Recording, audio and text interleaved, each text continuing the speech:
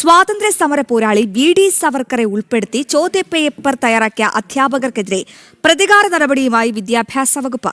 സവർക്കറെക്കുറിച്ച് ചോദ്യം ഉൾപ്പെടുത്തിയതിന് അന്വേഷണത്തിന് ഉത്തരവിട്ടിരിക്കുകയാണ് വിദ്യാഭ്യാസ മന്ത്രി എൻ ഷംസുദ്ദീൻ.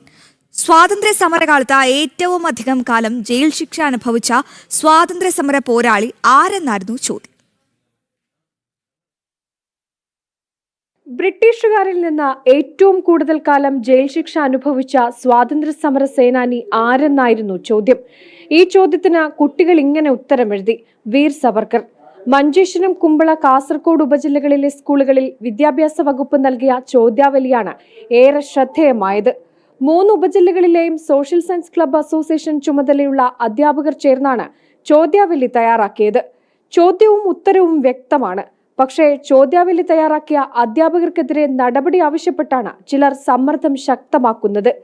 ഇതിന്റെ ഭാഗമായാണ് എഇഒമാരോട് കാസർഗോഡ് ജില്ലാ വിദ്യാഭ്യാസ ഉപഡയറക്ടർ റിപ്പോർട്ട് തേടിയത്.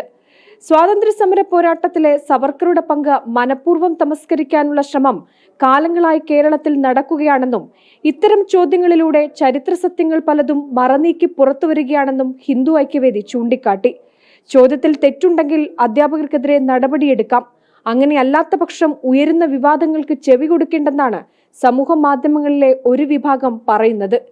ജനം, കോഴിക്കോട്.